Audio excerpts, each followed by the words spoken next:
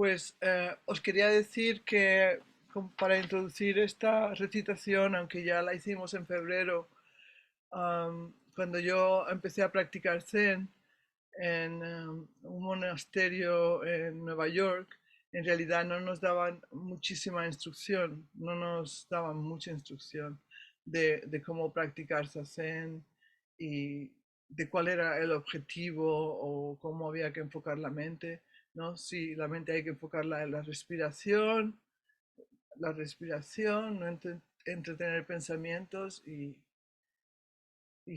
continuar entrando en la respiración y dejar ir los pensamientos y regresar. Pero, pero, pero además de esa instrucción, no nos daba muchísima más instrucción y para mí esta canción que la hacíamos, no sé, muy temprano en la mañana y la hacíamos con muy poca luz, y, pero todo el mundo ponía todo su corazón cuando recitaba esta canción. Era muy poderosa y se recitaba desde el jara, ¿no? Desde el del abdomen. Y esta canción y este poema fue el que me ayudó a pasar los primeros momentos difíciles de la práctica de la meditación.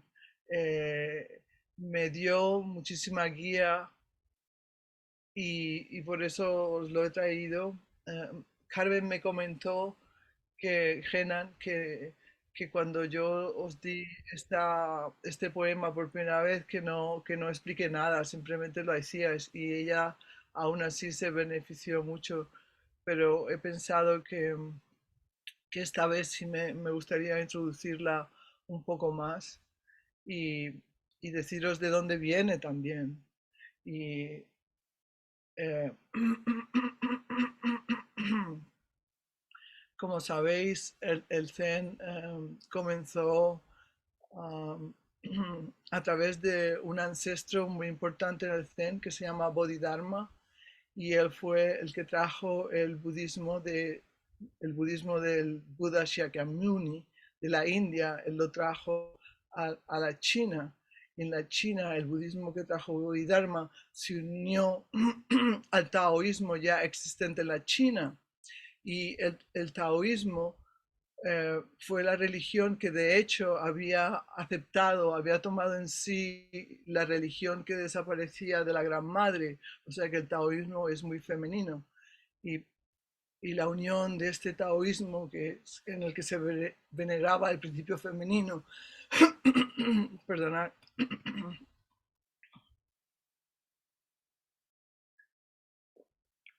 unido con el budismo indio, fue lo que dio origen al Zen. Y este poema se lo debemos al tercer ancestro de la China. O sea que después de Bodhidharma, que llegó a la China, luego él tuvo un discípulo que se llamó Uiko, y el discípulo de Uiko se llamó Sosan. Y este poema pertenece a ese ancestro, el maestro Sosan. No sabemos muchísimo de estos ancestros, de estos tiempos tan antiguos. Eran tiempos increíblemente mágicos, donde de hecho se practicaba la magia y la magia era como muy normal. Am, eh, Poco a poco iremos viendo esto, cuando este personaje mítico y legendario, Bodhidharma, llevó, llevó el budismo indio a la China. Se dice que ya tenía como 100 años cuando empezó este viaje, por eso que es muy, muy legendario. Y al llegar a la China, llegó al sur de China y fue recibido por el emperador Wu de Liang. Y este es un encuentro muy famoso, sea parte leyenda o parte no. Es muy importante, ¿no? Porque os da a entender ya de base qué es lo más importante en el Zen. Y, y espera, tengo este diálogo aquí. Um, entonces el emperador Wu de Liang recibió al ancestro Bodhidharma y le preguntó, ¿cuál es la verdad más alta de las Santas Escrituras? Y Bodhidharma respondió, el vacío, sin nada santo. O sea, imaginaros el estado mental de este personaje Bodhidharma enfrente de un emperador que le puede cortar la cabeza con hacer así, y este emperador se conocía porque hacía muchísimas obras de caridad, porque construía muchísimos templos, y al preguntarle a Bodhidharma esto, ¿cuál es la verdad más santa de las Santas Escrituras? Esperaba que le dijera algo que a él lo hiciera sentir bien. Y lo que le dice Bodhidharma es la verdad más alta de las Santas Escrituras, es la vacuidad, es el vacío, es el espacio interno. Y porque es el espacio interno que lo aúna todo, no se puede decir que tiene nada santo, porque si dijéramos que hay algo santo, ya no habría una unidad. A esto es que se refiere Bodhidharma. Pero el emperador no le entiende y se empieza a enfurecer.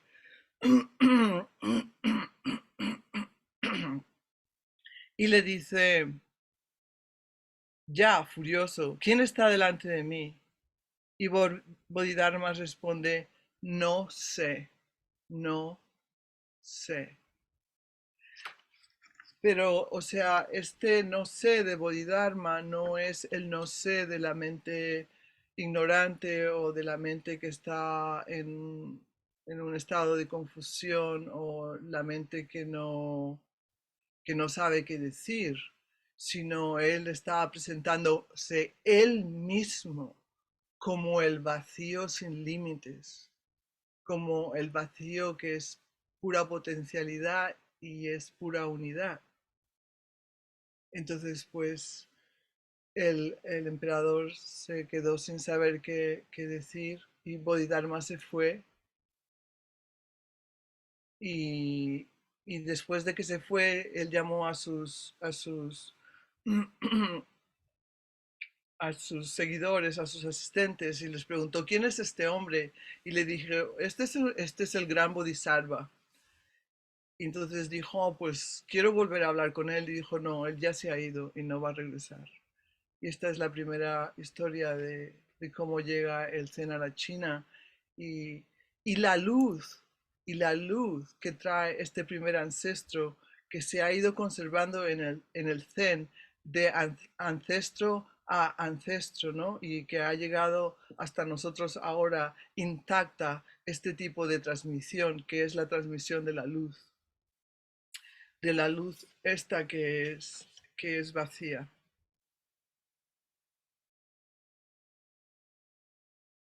Entonces estaba pensando que podemos recitar ahora todo el poema y luego me voy a concentrar en cada vez que nos reunamos, pues en comentar sobre una página. Pero lo podemos recitar todo. em,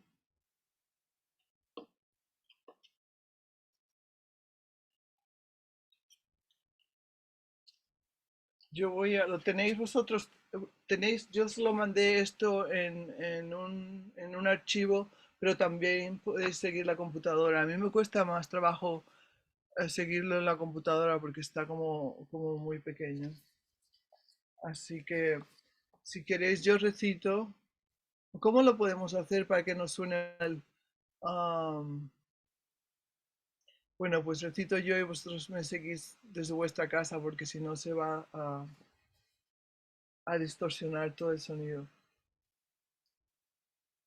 Afirmando la confianza en la mente-corazón. El gran camino es fácil para aquellos que se abstienen de escoger y distinguir.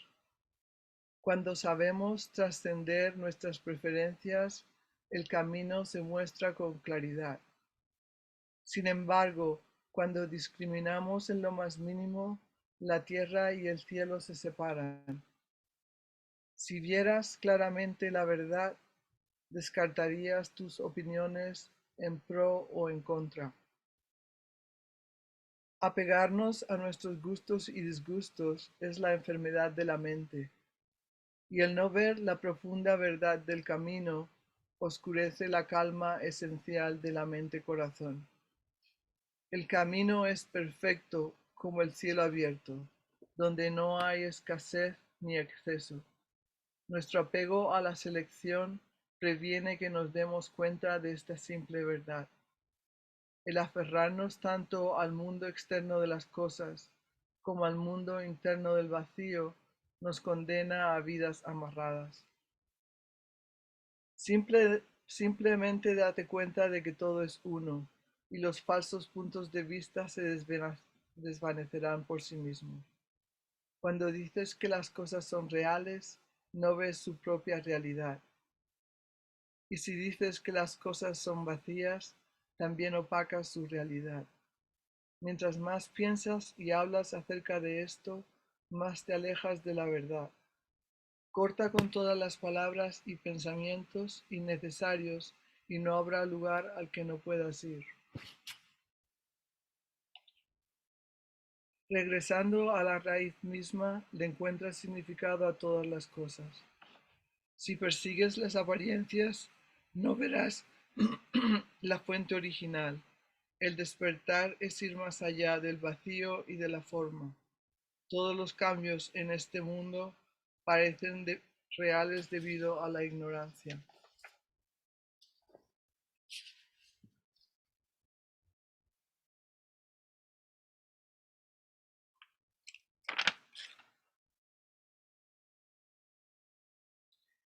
No sé si nos va a dar tiempo a leer todo el poema.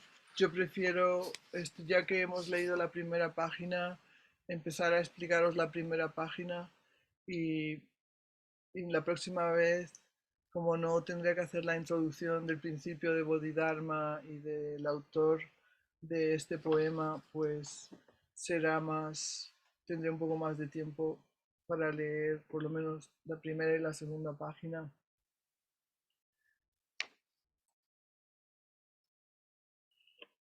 Este poema dice, empieza por, el gran camino es fácil para aquellos que se abstienen de escoger y distinguir. Cuando sabemos trascender nuestras preferencias, el camino se muestra con claridad. Esto, esto, ¿no? Suena quizás un poco difícil de entender, pero en realidad, este poema se trata del ancestro, Sosan nos está dando instrucciones de cómo practicar zazen. Cuando nos sentamos a practicar zazen y tratamos de seguir la respiración, podemos tener muchos pensamientos, ¿no? que nos llegan a la mente. Y aquí nos está diciendo, el gran camino es fácil para aquellos que se abstienen de escoger y distinguir. O sea que en ese momento que nos sentamos a practicar meditación, la práctica es la respiración y podemos caminar el gran camino si nos abstenemos de estar entreteniendo este pensamiento o aquel pensamiento, o este pensamiento me gusta, aquel pensamiento no me gusta.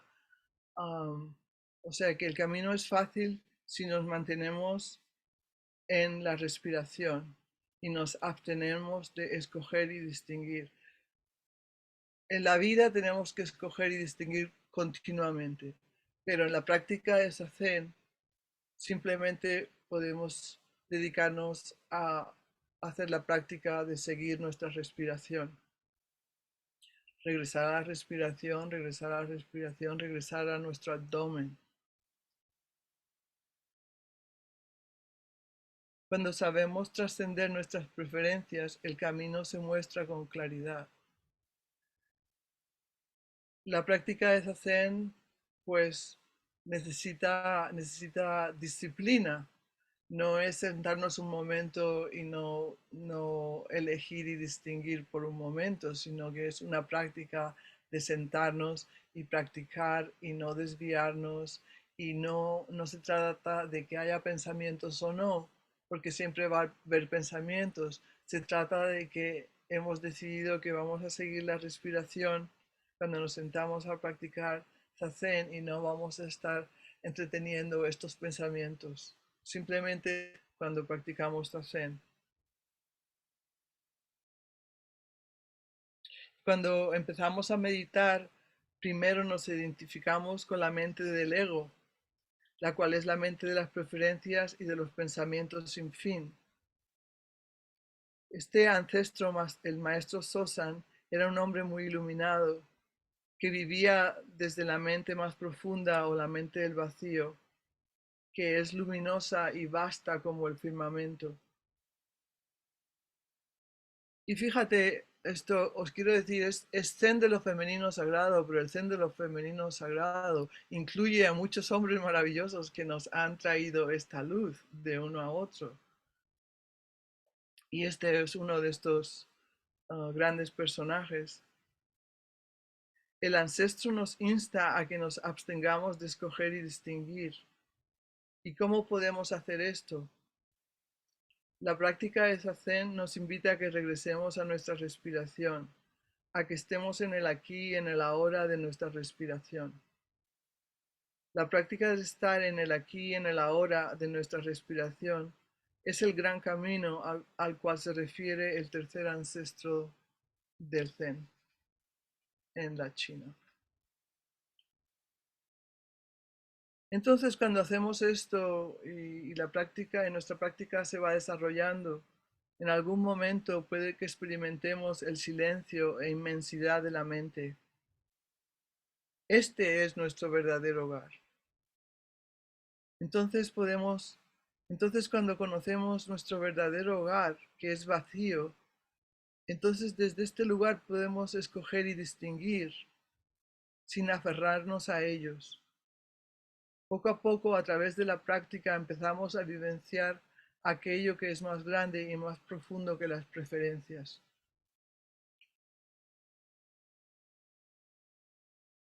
En otras palabras, podemos decir que el camino es fácil.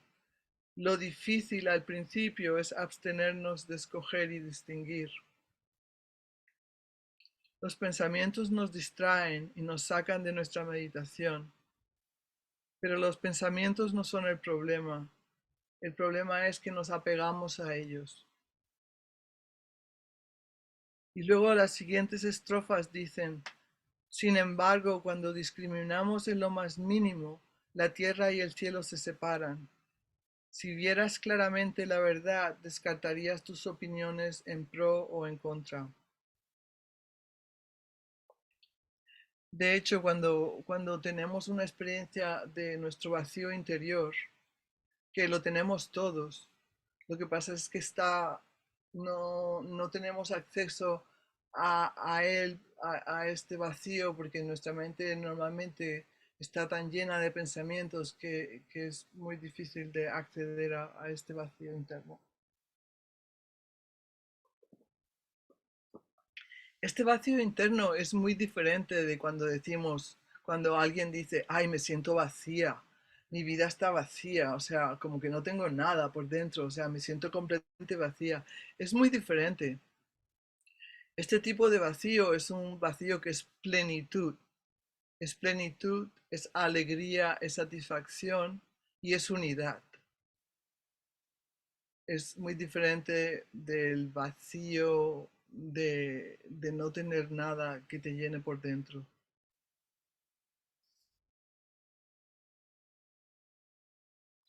Entonces, por ejemplo, antes de conocer este vacío, estamos muy apegados a nuestras ideas, a nuestras preferencias, el partido que nos gusta, el Real Madrid o lo que sea. opiniones en las que nuestra identidad se ha apegado a estas opiniones, ideas o preferencias. Entonces, pasar de ellas es como si nos desgarrara la identidad, pero a través del camino del Zazen conocemos nuestro aspecto más profundo, que es vacío. Entonces, el apego a las preferencias se sana por sí mismo, porque conocemos nuestra identidad más profunda, que es vacía. Entonces ya el decir que mi identidad es con esta idea y con lo que yo pienso, no hace sentido, porque mi identidad es mucho más profunda y lo aúne todo, aúne todas las ideas. Seguramente esto que he dicho también os causa más preguntas, pero ¿cómo es posible? Pero os lo voy a explicar poco a poco.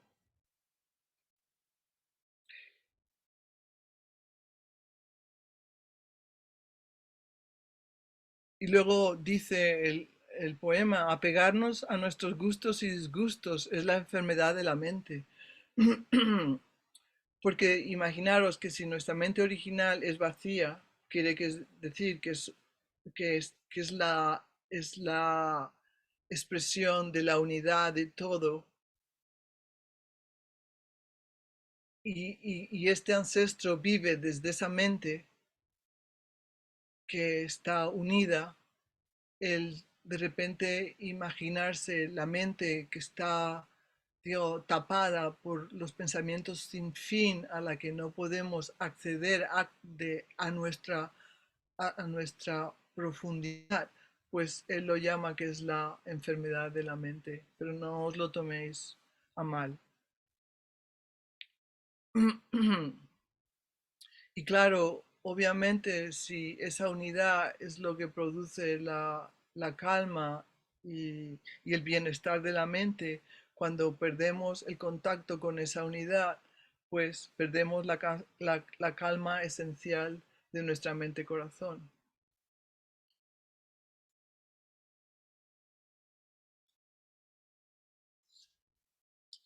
De acuerdo a esto, se puede decir que casi todo el mundo, antes de comenzar una práctica espiritual, tiene sus mentes llenas de lo que nos agrada y de lo que nos desagrada, y de los juicios y críticas que estas ideas generan. A través de la práctica de la meditación zazen podemos vivenciar el silencio y la inmensidad de la mente y entrar en un estado de unidad profunda que en el zen se llama samadhi. Eso es un estado de unidad con todo. Y cuando nos vamos acercando a este lugar a través de la práctica de zazen, empezamos a sentir que nos vamos acercando a nuestra casa perdida. O sea que el zen es un camino de regresar a nuestra casa perdida, pero no perdida porque esté perdida, sino perdida porque se ha tapado, ¿no? Con tantos pensamientos y tantas ideas y tanto condicionamiento, pero está ahí, no es que tengamos que añadir nada, es simplemente deshacer un poco, es como el jardinero que tiene que podar un poco los arbustos porque se ha tapado el camino, es un poco así. Cuando uno ya tiene una experiencia del vacío de la mente, de la luz clara de la mente, entonces ya no tenemos que defendernos tanto, ni nos aferramos tanto a nuestros gustos y aversiones. Vivenciamos que aferrarnos a estos nos crea sufrimiento, nos aísla más del resto de la creación. Regresar a este lugar de vacío y luz clara nos hace sentir felices, unificados, conectados con el resto de la creación. Desde este lugar de vacío, que es nuestro verdadero hogar, podemos escoger y distinguir sin necesidad de aferrarnos. A ver qué hora es. Ya me he pasado, ¿verdad? A ver, ¿sí? Pues qué pena. Es muy interesante. Bueno, pues os iba a decir, para terminar, que ¿Os acordáis cuando en el curso del año anterior hablamos de las 5 sabidurías? Pues quizás os podéis poner a pensar, bueno, vale, pues si entro en este estado de vacío, ¿cómo voy a poder funcionar en el mundo? Lo que pasa es que esta mente de vacío tiene 5 sabidurías, 5 sabidurías. Y estas son las sabidurías que vimos en el curso del año pasado. Y por eso os decía, desde este lugar de vacío sí se puede distinguir y podemos escoger y, y- y elegir, porque surge en funcionamiento desde este vacío lo que se llama la sabiduría del discernimiento. Y hay otras sabidurías que surgen de esta mente de vacío que no están basadas en el ego. Está la sabiduría de la acción, sabemos cómo actuar. Está la sabiduría de la compasión, la sabiduría que ve las cosas sin proyectar, la sabiduría del discernimiento que os he dicho ahora y la sabiduría de la ecuanimidad. O sea que por eso os digo que una vez que entramos en contacto con esta mente vacía, mm, es otro tipo de mente la que, con la que conectamos y con la que podemos confiar.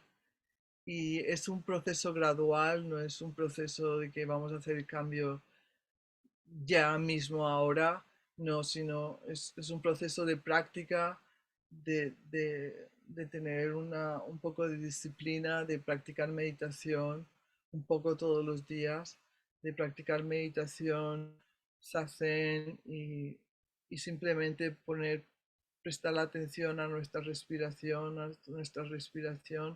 y eso es, con eso estáis andando el gran camino.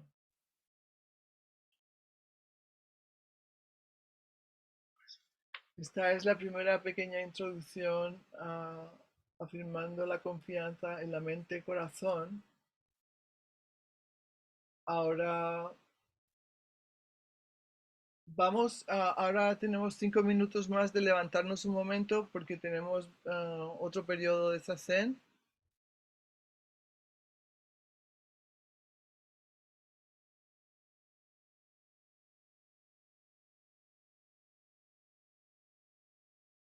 Luego, después de esto me dais feedback de lo que, como pensáis que debamos estructurar la próxima vez el Sasenkai. Pero ahora tenemos 5 minutos de cambio y regresamos para 25 minutos de Sazen y luego hay un descanso y charla Dharma de 1 hora. No nos dio tiempo comenzar la charla Dharma con la recitación del poema, y ahora quizás después de la explicación que os he dado de parte de la primera página, ahora no os suena todo tan raro o como que no podéis conectar con ello, ¿no? A lo mejor ahora, mientras lo vaya explicando, podéis ir conectando más.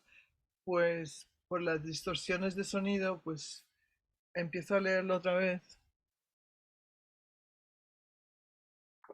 Por favor, citarlo en vuestra casa en altavoz, si os parece.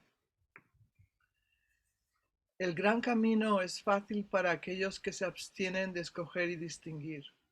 Cuando sabemos trascender nuestras preferencias, el camino se muestra con claridad. Sin embargo, cuando discriminamos en lo más mínimo, la tierra y el cielo se separan. Si vieras claramente la verdad, descartarías tus opiniones en pro o en contra. Apegarnos a nuestros gustos y disgustos es la enfermedad de la mente, y el no ver la profunda verdad del camino oscurece la calma esencial de la mente-corazón. El camino es perfecto como el cielo abierto, donde no hay escasez ni exceso. Nuestro apego a la selección previene que nos demos cuenta de esta simple verdad.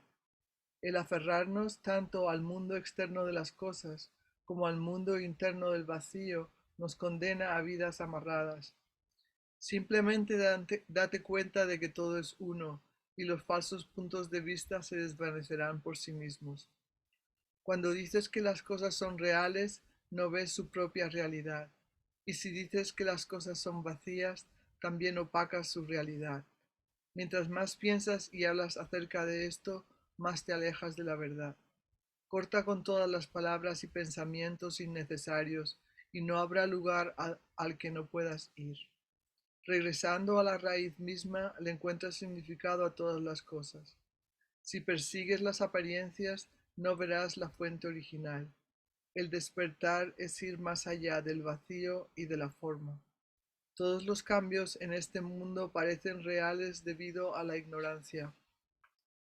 No tienes que ir buscando la verdad, solo tienes que despegarte de tus preciadas opiniones. No te quedes en la dualidad y abstente de su búsqueda. Cuando queda un vestigio de lo que es correcto y de lo que es equivocado, la mente verdadera se pierde, se oscurece, se esconde. De la unidad emana la diversidad, pero ni siquiera te apegues a esta unidad. Cuando el gran corazón descansa imperturbable, entonces nada en el mundo nos ofende. Y cuando nada nos ofende, entonces todos los obstáculos dejan de existir. Cuando todos los pensamientos desaparecen, entonces el sujeto pensante desaparece también. Las cosas son cosas por el ser, y el ser es ser por las cosas. Estos dos son puramente relativos y la fuente de ambos es vacía. El vacío no es dual, sin embargo contiene todas las cosas. Cuando ya ni lo burdo ni lo fino nos molesta, entonces ¿cómo podremos tomar partido? El gran camino no tiene límites, más allá de lo fácil y de lo difícil, pero aquellos que se aferran a puntos de vista limitados se vuelven temerosos e inseguros. Su prisa frenética los detiene. Si te apegas a algo con seguridad te descarrías. Ahora suéltate de la mente que se aferra y todas las cosas se muestran como son. En esencia nada va o viene. Cuando te das cuenta de la naturaleza original de todas las cosas, entonces andas el gran camino libremente y sin perturbaciones. Pero cuando vives en la esclavitud de tus pensamientos, estás confundido y ofuscado. Esta carga pesada te aplasta. ¿Para qué sigues juzgando bueno o malo? Cuando andas el camino supremo, no rechazas el mundo de los sentidos, porque así como es entero y completo, el mundo de los sentidos está iluminado. El sabio no persigue metas, pero los tontos se aferran, se encadenan a sí mismos. El camino de la unidad no conoce diferencias, pero el tonto se apega a esto y aquello. Buscar la mente omnisciente con la mente pensante es un gran error. Las fantasías generan dualidades. Estos sueños no son más que flores en el aire. ¿Para qué tratar de atraparlos? La ganancia y la pérdida, lo correcto y lo equivocado, de una vez libérate de ellos. Cuando ya no estás dormido, todos los sueños se desvanecen por sí mismos. Cuando ya no discriminas, todas las cosas son como son, una. El llegar a esta fuente misteriosa nos libera de todos los enredos. Cuando todo se ve con el gran corazón, regresamos a nuestro verdadero ser. Esta gran mente va más allá de todas las leyes, no se puede explicar. Cuando nuestro corazón se alinea con el camino, la lucha egocéntrica desaparece. Y cuando las dudas y las confusiones desaparecen, la fe verdadera permea nuestras vidas. No hay nada que se nos pegue ni nada que se quede atrás. Todo se manifiesta por sí mismo, vacío y claro, sin ejercitar poderes mentales. Los pensamientos no pueden alcanzar este estado de verdad, que va también más allá de los sentimientos.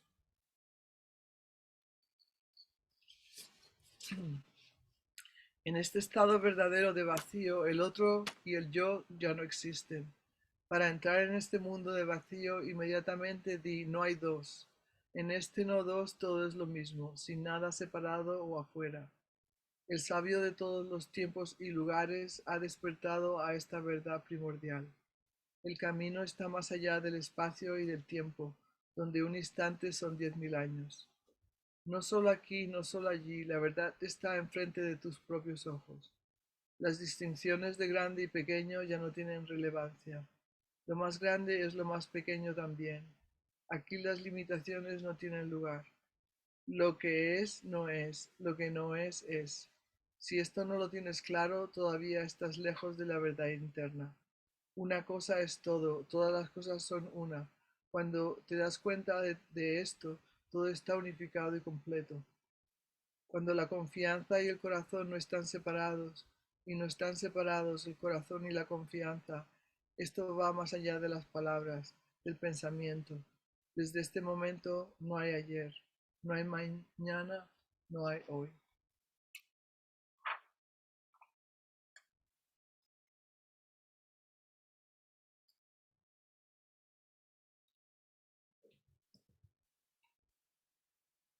Bueno, pues la próxima vez, en el próximo Sessenkai, seguiré explicando la- el significado de este poema.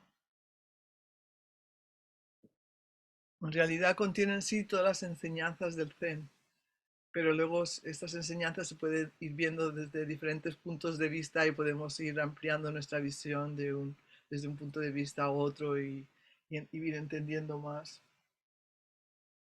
Um, pues tengo muchísimo gusto en dar esta charla Dharma a vosotras. um, sí, qué maravilla que tenemos este libro que se llama La lámpara oculta, que no se ha traducido al español, pero bueno, lo traduzco yo.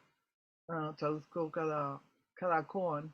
Este libro contiene las historias de 100 mujeres iluminadas y voy a ir uno por uno, uno por uno. No me voy a saltar nada, aunque no me gusten, estoy comprometida. Y hoy vamos a ver el primero de estos que se llaman koanes porque está estructurado de acuerdo a los libros de koanes tradicionales, de koans tradicionales, pero difiere, ¿no? En la estructura. Por ejemplo, hay un libro que es muy conocido en la tradición zen que se llama La transmisión de la luz, que va desde la transmisión de luz, desde el Buda Shakyamuni en la India hasta llegar hasta el Zen de Japón. Y cómo se ha ido transmitiendo esa luz de un maestro a otro maestro. Y aunque son masculinos, lo que se transmite no tiene género. Y porque lo que se transmite no tiene género, todas las mujeres a lo largo de la historia nos hemos beneficiado de eso que se ha ido transmitiendo, de esa luz, ¿no?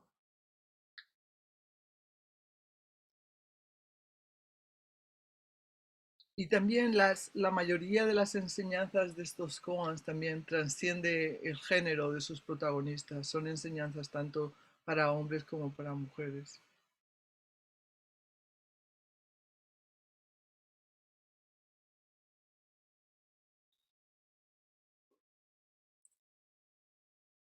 Aunque los abuelos, los llamo los abuelos, en lugar de ancestros le llamo los abuelos. Y los abuelos y las abuelas del Dharma no estaban siempre unidos o en acuerdo o cuando ahora en los tiempos antiguos, cuando no estaban unidos, pero ahora al estudiarlos juntos, pues algo sucede que es como que nuestra mente de repente se completa, ¿no? Que aunamos los dos, nuestros ancestros masculinos y nuestros ancestros femeninos. Y algo muy bonito ocurre cuando estudiamos nuestras abuelas del Dharma y vemos qué pasaba alrededor con los abuelos del Dharma, ¿no? Como es como hay una unificación de nuestra mente.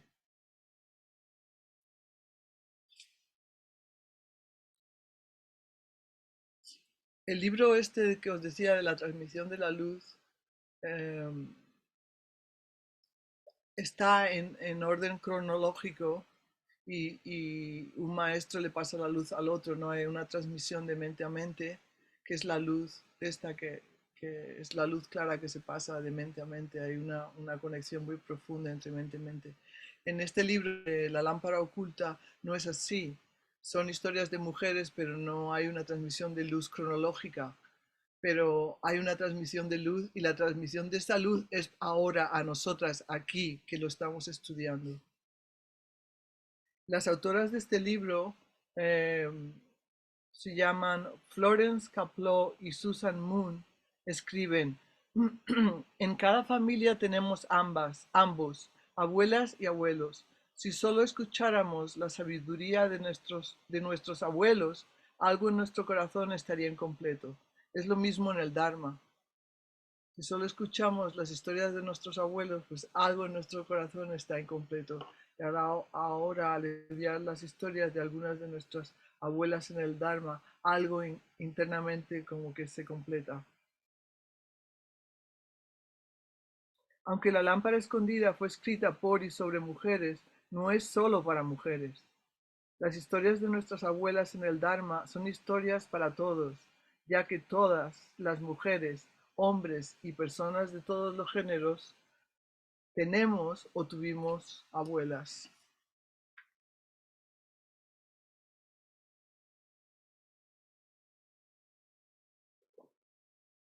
Muchas de nuestras abuelas del Dharma exploran el cuerpo, el deseo y la sexualidad, temas que suelen estar ausentes de los koans sobre hombres. O no son koans sobre hombres, en koans en los que los hombres son los protagonistas, porque en realidad las enseñanzas son universales. También hay hombres extraordinarios en estas historias que apoyaron y respetaron a las mujeres como compañeras iguales, y otros, como en el caso de hoy, no tenían ni idea de cómo tratar a las mujeres. Estaré entretejiendo las historias de nuestros extraordinarios abuelos junto con las historias de nuestras maravillosas abuelas. El koan número 1 de la lámpara oculta. La anciana del monte Gotai. Te juro que me dio una risa cuando vi esto, porque no tenía ni idea cuál iba a ser la primera historia y ya me había comprometido, porque así es como actúo. Me comprometo antes de saber en lo que me estoy comprometiendo porque tengo una intuición muy fuerte y justo me dio la risa porque la anciana del monte Gotai me ha acompañado a través de a todos mis estudios Zen. um, es una anciana que llevo en el corazón, es una mujer que llevo en el corazón y siempre la lleva en el corazón. Y ya veréis por qué. El koan dice así, y este koan aparece en uno de los libros tradicionales de koans, de hecho en el libro de La barrera sin puerta, que varias de vosotras ya habéis estudiado, habéis trabajado con este koan, pues es el primero que aparece aquí. Y os recuerdo cómo dice, una anciana vivía en el camino al monte Gotai. Un monje en peregrinación le preguntó, ¿cuál es el camino al monte Gotai? La anciana dijo, sigue derecho. El monje dio unos pasos y ella dijo, es un buen monje, pero se va como los demás. Los monjes llegaron uno tras otro, hacían la misma pregunta y recibían la misma respuesta. Más tarde, un monje le comentó al maestro Joshu lo que había sucedido, y Joshu dijo, iré a investigarla. Al día siguiente, Joshu fue donde la anciana y le preguntó, ¿cuál es el camino al monte Gotai? Derecho, respondió ella. Joshu dio unos pasos. La anciana dijo, parece un buen monje, pero se va igual que los demás. Joshu regresó al monasterio y le dijo a los monjes, he investigado a la anciana del monte Gotai. Este es el código.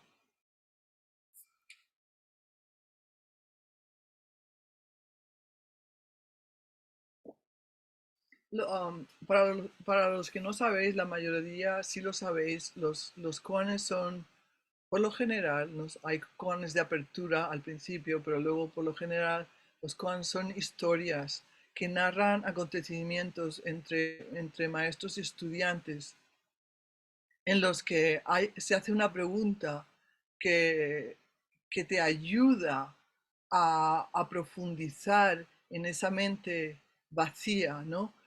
Son preguntas que no son para el intelecto, son preguntas que son como como si fuera una espada, como si fuera una espada que va a lo más profundo.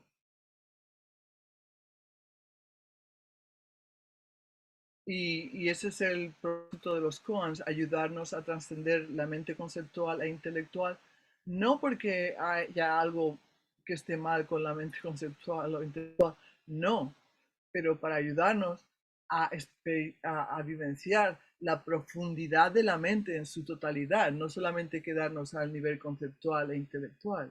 Ese nivel siempre lo vamos a tener, pero poco a poco, a través de la práctica, vamos abriendo y conociendo unos niveles más profundos de la mente y podemos empezar también a vivir nuestra vida desde ese lugar. Antes de adentrarme más en el koan de la mujer del Monte Gotai, me gustaría primero hablar de nuestro abuelo Yoshu, nuestro gran abuelo Yoshu. Todos hemos tenido abuelos que queríamos muchísimo.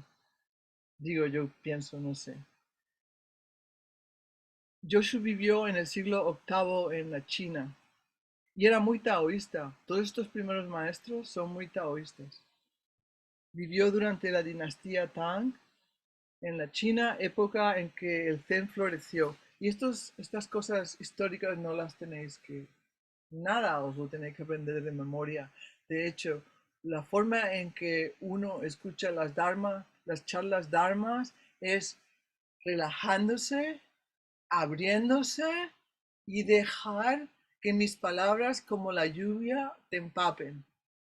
Y sabes, no tenemos que decir, oh, pues esa gota no me llegó. No, no, llega lo que llega, porque estas enseñanzas siempre las vamos a estar, siempre las voy a estar impartiendo, pero no podemos recibirlas todas al mismo tiempo. O sea que nos abrimos y hoy recibiremos lo que debemos recibir y no preocuparnos por lo demás, porque nada se nos va a perder.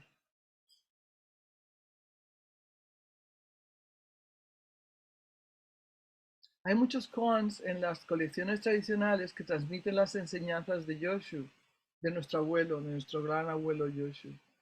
Y mencionaré brevemente un par de ellos para poder entender el significado, la significancia de Yoshu en este koan de la mujer del Monte Gotai.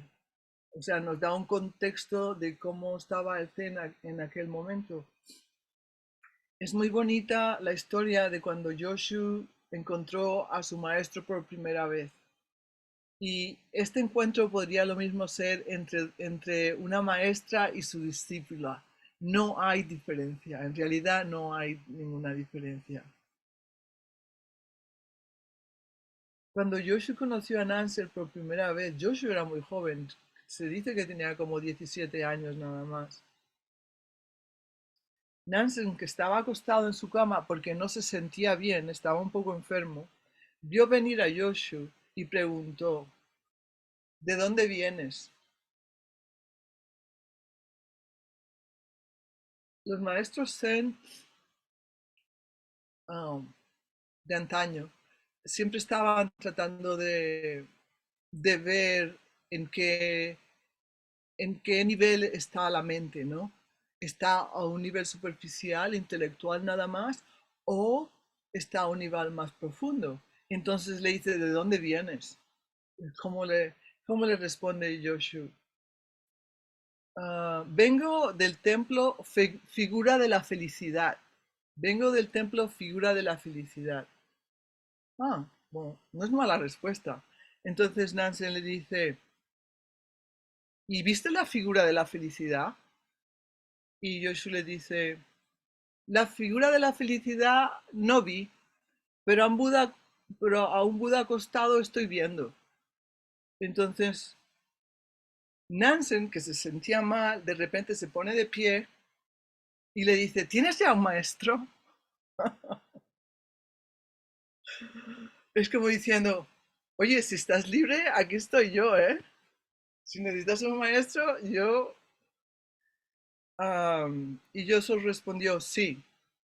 Y Nansen le dijo, ¿quién es tu maestro? Y le dijo, aunque el invierno ya pasó su punto máximo, todavía hace mucho frío.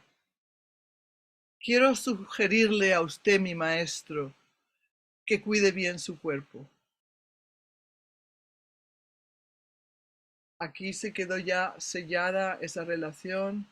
Um, Estos maestros de estos tiempos antiguos son muy psíquicos, trabajan totalmente con la intuición. Nansen ya sabía que él venía, Joshua ya sabía que lo estaba esperando, o sea, hay una conexión de mente a mente que ya está pasando antes de que suceda. Y esto pasa mucho en el Zen. A medida que nos vamos profundizando en nuestra mente, estas habilidades psíquicas o intuiciones van aumentando, pero ese no es el objetivo del Zen. En el Zen a estas cosas no les damos importancia. Es como los efectos secundarios de una medicina. ¿Sabéis lo que os digo? Es como algo que pasa con la práctica, pero no es el objetivo de la práctica. En el Koan 19 de la barrera sin puerta, la mente ordinaria, que se llama La mente ordinaria es el camino, hay un encuentro aquí que es muy bello entre Joshua y su maestro Nansen. Estos dos tuvieron una de las relaciones más maravillosas entre maestro y estudiante que yo he conocido. Y se mantuvieron unidos toda la vida hasta que Nansen murió. Y entonces creo que fue a la edad de 80 años que Joshua empezó a enseñar como maestro. Hasta entonces estuvo de asistente a su maestro Nansen. Un día Joshua le preguntó seriamente a Nansen, ¿cuál es el camino? Que el camino lo diferenciamos de un camino normal. Aquí el camino se refiere al Tao, porque estos son tiempos taoístas. ¿Cuál es el Tao? Nansen responde, la mente ordinaria es el Tao. O sea que no hay que ir buscando nada. La mente ordinaria es el Tao. Y Joshua le pregunta, ¿debería dirigirme hacia él o no? Y Nansen dijo, si tratas de dirigirte hacia él, vas en su contra. Joshua preguntó, si no trato de dirigirme hacia él, ¿cómo puedo saber que es el Tao o el camino o el gran camino? Pues quiero decir que esto mismo que estoy leyendo ahora es lo mismo que dice el poema de afirmando la mente, afirmando la confianza en la mente y corazón. Porque afirmando confianza en la mente y corazón, vemos que la mente ordinaria es el gran camino. Y que mientras más vamos a buscar el gran camino, más nos apartamos de él.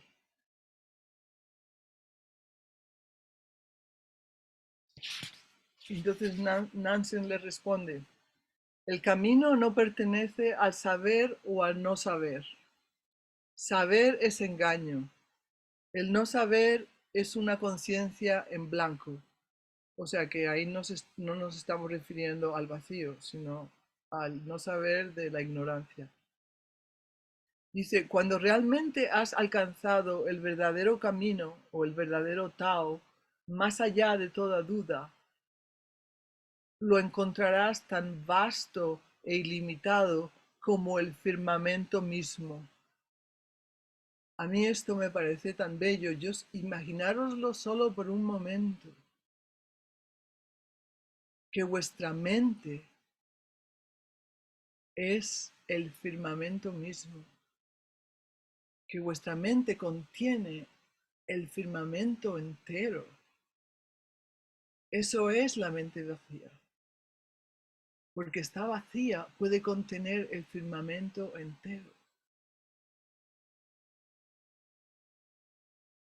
porque el firmamento está vacío, contiene todos los astros.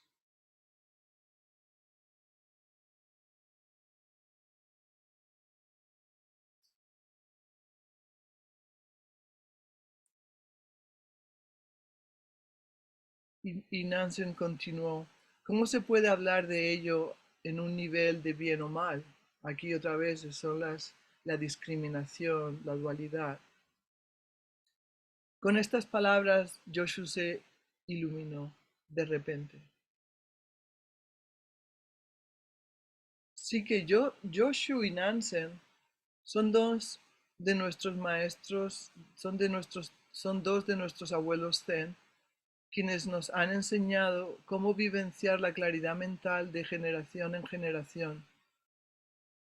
Sin embargo, para nuestras abuelas del Dharma era más difícil expresar el Dharma, ya que generalmente no se les permitía entrar a los monasterios Zen donde éste se enseñaba.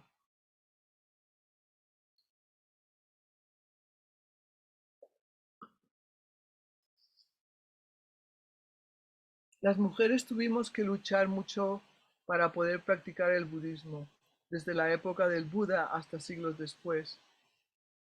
En la antigua China, Japón y otras culturas asiáticas, a las mujeres no se les permitía ordenarse como monjas sin el permiso de un miembro masculino de la familia. Como sabéis, a las mujeres se las quería mantener en la casa para que fuésemos amas de casa, esclavas, lavanderas, cocineras, esposas o criadoras de niños. En algunos koans aparecen muy esporádicamente mujeres sin nombre que venden té o pasteles de arroz al lado de la carretera cerca de los monasterios o que trabajan en sus campos, en los campos de los monasterios. Ellas carecen de poder mundano, son mujeres, son ancianas, no tienen posición social, son laicas, no tienen hombres que les den credibilidad y sin embargo son poderosas maestras. Su bondad maternal a menudo toma formas feroces, perforando el orgullo inflado de algún monje. En el budismo tibetano estas mujeres se llaman dakinis.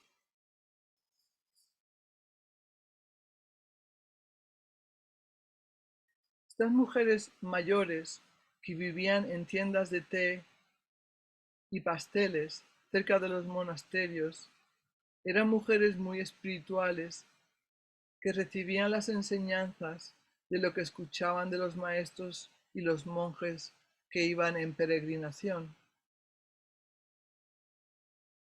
La mujer de este koan ya estaba bastante avanzada en su claridad mental y retaba al estilo zen a los monjes que pasaban por su pequeña choza de té preguntando por el camino al monte Gotai. Con gran confianza y valor ella retaba a cada uno de esos monjes e incluso se atrevió a retar al mismo Joshu, que con seguridad ella sabía quién era. El gran abad de un monasterio de miles de monjes. La montaña Gotai mencionada aquí es una montaña sagrada en China, considerada como la morada de Manjusri. Desde la antigüedad, los budistas vivían en esta montaña y los monjes en formación habían peregrinado hasta ella.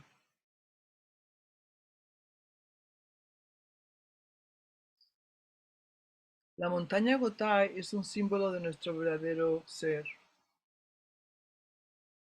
Al visitar la montaña y la morada del Bodhisattva Manjusri, todos los monjes esperaban encontrarse con su verdadero ser o al menos vislumbrarlo. La mujer del monte Gotai le advierte a los monjes: ¿Estás buscando tu verdadero yo? Entonces sigue derecho.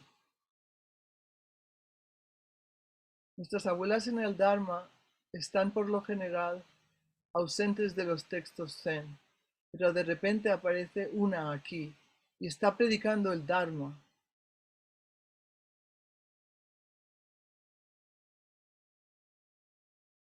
Este es uno de esos momentos especiales en los que aparece una mujer. ¿Y qué es lo que predica?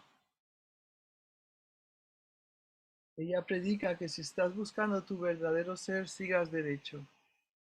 En otras palabras, ella está enseñando: el gran camino no es difícil para aquellos que se abstienen de escoger y distinguir. Cuando las preferencias se dejan de lado, el camino se muestra con claridad, pero incluso las distinciones más ligeras hacen que la tierra y el cielo se separen. Buscar la morada de Manjusri o Avalokiteshvara, el Bodhisattva de la compasión, fuera de nosotros mismos, afuera de nosotros mismos, hacen que el cielo y la tierra se separen. Por eso esta mujer dice: sigue derecho, no te aferres a ese pensamiento ni a aquel, sigue derecho en tu respiración.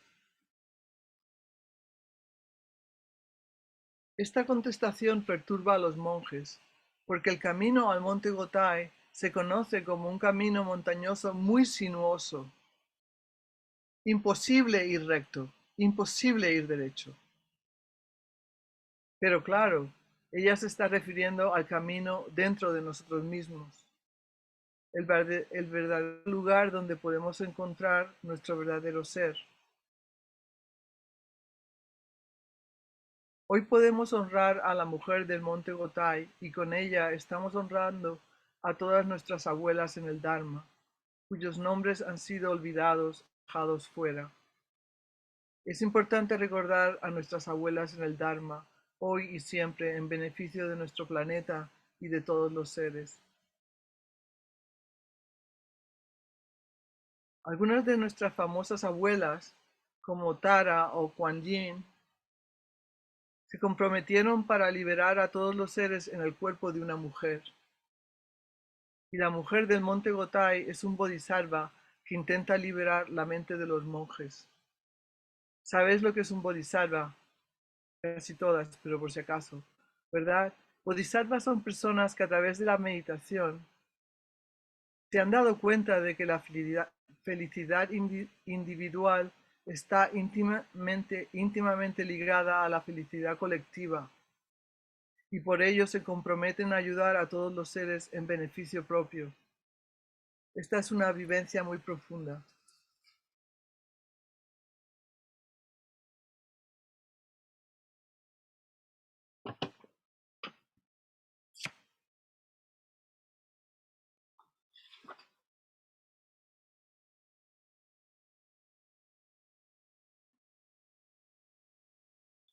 Como sabéis, desde la antigüedad ha habido muchos prejuicios contra las mujeres. Es bien sabido que incluso nuestro venerable Buda Shakyamuni no se libró de este prejuicio. Y este prejuicio también se observa en el maestro Yoshu. Realmente no sabemos si la mujer del monte Gotai era vieja. Su energía es muy fuerte. Tal vez solo se veía vieja, porque no vivía en las comodidades que vivimos hoy. No tenía cremas, ni jabones humectantes, ni un colchón ortopédico, ni siquiera tenía un baño o agua corriente, así que tal vez solo se veía vieja. Cuando lees las palabras del maestro Yoshu: he investigado a la anciana del monte Gotai, da la impresión de que la mujer del monte Gotai era vista como una especie de dragón o criatura alienígena que amenazaba a los monjes y por lo tanto debía ser investigada.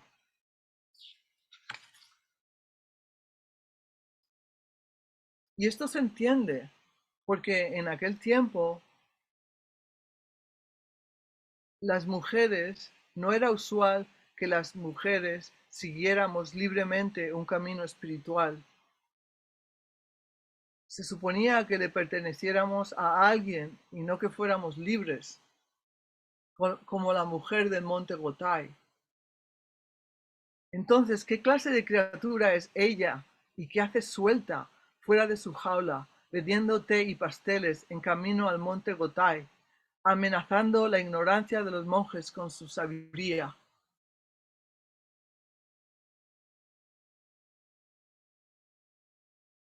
Hay un maravilloso koan que dice: el maestro Ungon estuvo una vez en el templo Puerta de Dragón. Un día una serpiente mordió a un monje en la pierna.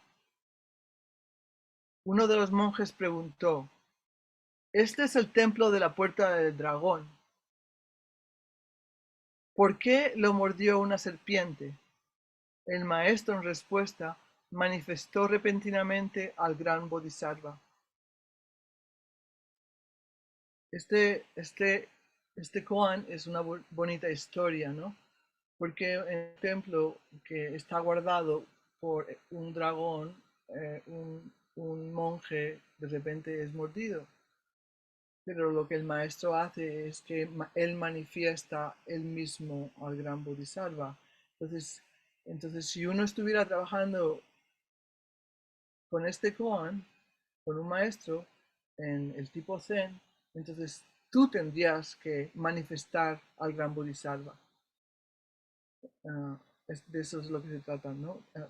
Si estuvieras trabajando con ese koan, yo te diría, enséñame cómo, cómo manifiestas al gran Bodhisattva. Entonces estoy haciendo una similitud con qué tipo de mordida el gran Bodhisattva le dio al monje, con el tipo de mordida que la mujer del monte Gotai le estaba dando a los monjes.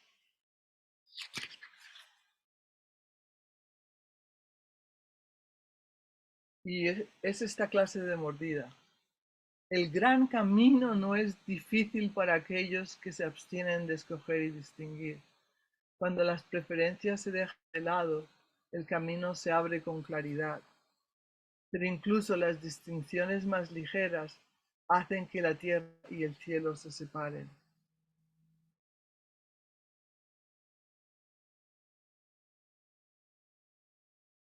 Podemos decir que la mujer del monte Gotai también es un gran bodhisattva de la compasión. Ella tenía su choza en una intersección entre caminos sinuosos de montaña. Y hay otro koan que parece originarse de esta historia. Y es así, algunos de vosotros habéis trabajado con este koan. ¿Cómo caminas en línea recta o derecho en un camino de montaña que tiene 1000 curvas? Pues más o menos esto era lo que dejaba a los monjes sin habla, ¿no? ¿Cómo podemos caminar derecho en un camino que tiene más de 1000 curvas?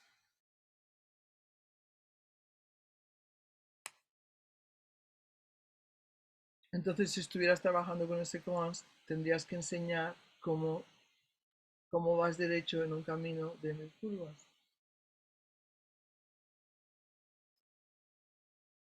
Pero, o sea, te digo, o sea, el Zen es muy estricto en realidad, porque es muy estricta disciplina, pero, pero los koans que se hacen en privado con el maestro te abren las compuertas a la espontaneidad, a la inocencia, a, en otras palabras, ¿no? A la libertad de expresión.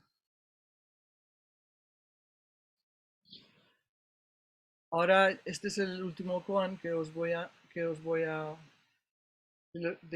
a hablar, y es muy importante para entender este koan, para entender este otro koan. Y es el koan 52 del acantilado azul. Me encantan estos nombres que tienen los libros de Koan. El de la barrera sin puerta y ahora este es el del acantilado azul.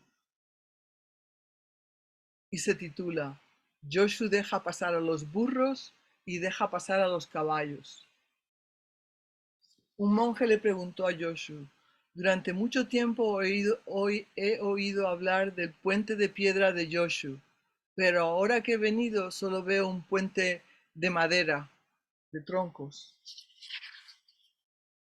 Joshu respondió, solo ves el puente de troncos, no ves el puente de piedra. El monje pregunta, ¿qué es el puente de piedra? Y Joshu responde, el que deja pasar a los burros y deja pasar a los caballos. El monje de Sekoan se aferraba a la apariencia física de Joshu, quien debía de tener bastante más de 100 años en aquel tiempo. En otras palabras, el monje pregunta, ¿dónde está el famoso Joshu? Yo solo veo a un viejo decrépito. Y esto es lo que significa la metáfora del puente de troncos y el puente de piedra, ¿no? El joven Joshu, el puente de piedra, el viejo, el puente de madera que se está cayendo. Pero Joshu le responde, yo soy el verdadero puente y dejo pasar a los burros y dejo pasar a los caballos. O sea que las mismas enseñanzas de la ecuanimidad que hemos visto en el poema de Afirmando la confianza en la mente y corazón, vemos esta ecuanimidad en todas las enseñanzas de Joshu o en la mayoría de las enseñanzas de Joshu, ¿no? Es todo de la ecuanimidad, de no llevar la mente a un extremo o al otro, pero tratar de mantenernos en el camino de medio de la no dualidad. Por eso dice, yo estoy abierto y cada persona, cada uno puede pasar, me vean o no me vean, no importa.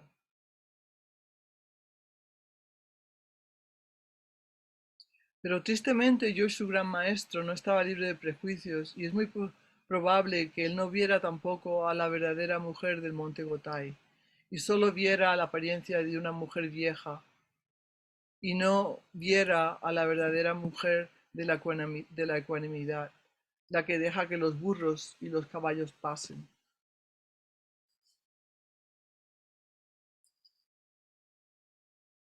Y ahora, para finalizar,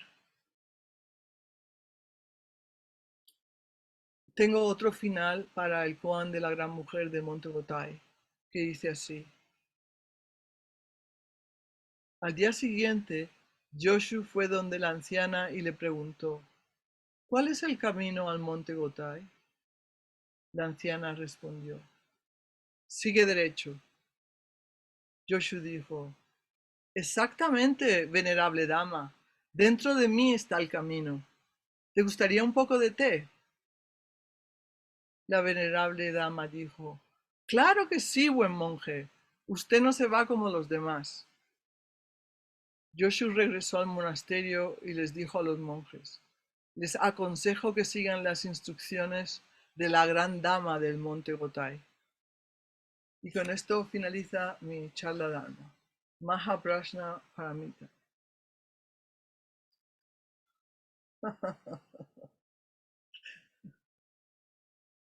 He tenido thumbs up.